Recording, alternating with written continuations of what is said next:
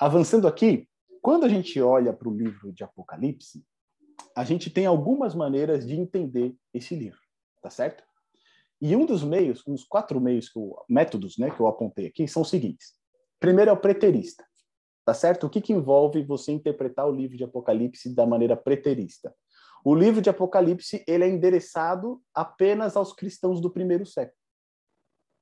Então, quem interpreta o livro dessa maneira, o que acontece? Ele fala que todos os eventos do livro de Apocalipse, eles foram reservados lá para os cristãos do primeiro século. Hoje em dia, a gente pode extrair lições, mas não tem nenhuma mensagem que sirva para nós hoje. Tá certo?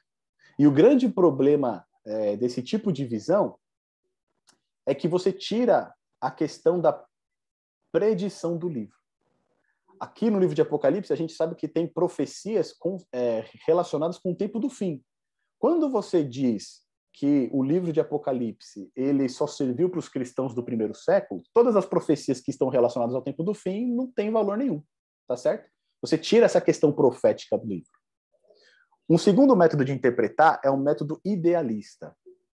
E ali o que eles trabalham com esse método de interpretação? Eles retratam todo o conteúdo do livro como uma batalha simbólica entre o bem e o mal.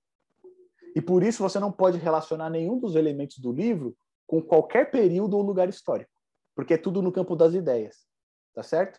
Então, a besta do mar representa o mal em determinado momento, a besta da terra representa o mal em determinado momento. Então, é uma interpretação que fica apenas na questão das ideias. É tudo ali, toda a simbologia, né, ela é ideal. Então, você não consegue aplicar elementos reais. E qual que é o problema disso? Você remove de novo, né, a questão profética, ou seja, o livro não traz nada com relação aos eventos que estão para ocorrer. Tá certo? Outro tipo de interpretação é a futurista, que ao contrário do preterista, o que ela faz? Ela coloca os principais eventos de Apocalipse no fim.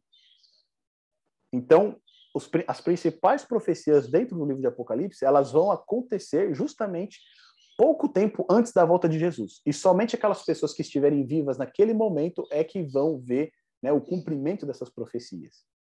E aí a gente tem um problema, né? Porque se o preterismo joga tudo para trás, ou seja, hoje no tempo em que nós estamos vivendo não tem nenhuma profecia para nós, o futurismo faz a mesma coisa, só que ele joga para frente. Tá certo? Então ele joga lá para frente, ou seja, o livro de Apocalipse não tem nada relevante para mim hoje, porque as profecias que estão ali, elas estão ainda muito para frente e elas só vão se concluir na volta de Jesus. E um quarto método de interpretação é o método historicista, que é aquele mesmo que a gente já aplicou no estudo de Daniel, que envolve o quê? Você compreende que o livro possui uma apresentação simbólica das profecias e que essas serão desdobradas no curso da história. Tá certo? Só que aqui, lá no tempo de Daniel, a gente viu que era do tempo do profeta até o tempo do fim. Já aqui no livro de Apocalipse, é a partir do tempo do apóstolo até a volta de Jesus. Então é como se ele ampliasse aqueles últimos capítulos que a gente estudou de Daniel, né? O capítulo 11 e o 12, é como se o livro de Apocalipse ele ampliasse aqueles 2 capítulos. Tá certo? Para a gente ter uma compreensão maior a respeito do tempo do fim. Um grande problema também que a gente tem com o método historicista é que muitas vezes quando a gente aborda esse estilo, a gente quer encaixar cada detalhe do texto em um cumprimento histórico. Tá certo?